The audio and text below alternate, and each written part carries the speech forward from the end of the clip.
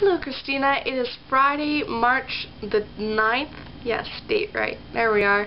And I know that you already made a video on Kony, but I just wanted to put my opinions out there on Kony. Alright, so I am thinking three things right now. One, I'm really grateful actually that the Invisible Children brought this to the youth's attention, because I'm sure for the most part people did know what was happening. It's just that we as a generation have been known not to be plugged in necessarily with the news until it's right in our faces, that meaning on the internet in a really nice form and a really nice video.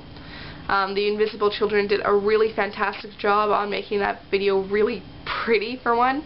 It was visually pleasing, and it was a treat to watch, and also emotionally grabbing, because of course you have in there the filmmaker's son, who is adorable, and I mean, who doesn't want to be with the son and just help get rid of Joseph Kony, and also just talking to Jacob, who is the Ugandan, who was a child soldier, and hearing his story and seeing him as a younger child, that's also emotionally gripping. So it really caught you as a person.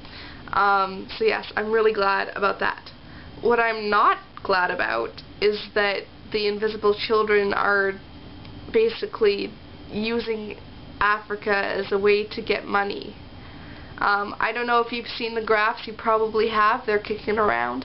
That the Invisible Children only use about 31% of their profits to actually use on the programs in Africa. So as far as a charity goes, they're not so hot. They use a lot more of that money to pay for their travel expenses and for filmmaking equipment, and that does help the first point, but not the second point, where they need to be a good charity and help people more. Also, that it seems where the charity is focusing, putting its money, putting it into the Ugandan military and government, isn't the best place to put it, because it's known to be a corrupt government and a corrupt military. And when you put guns and money into that, like Hank's video also explains, I'll put the link down in the Wandaba, underneath the pant belt bar. I don't know what we're calling it. We're gonna have to think of a name. As Hank explained, sometimes it works, but usually it doesn't. Third, I'm thinking it's just going to blow over. I think you remember. You probably remember all of the revolutions that happened last year, and how everyone on Facebook and Tumblr and everywhere, everyone was focusing on it. And the thing is that it takes much longer in the span of things to get things organized, to get things working, to get an infrastructure focused, but the internet moves that much faster, and the next shiny thing that comes along, people are going to drop whatever cause they swore that they were 100% for and go for the newest and shiniest one. It's a sad truth, but it's what I'm thinking.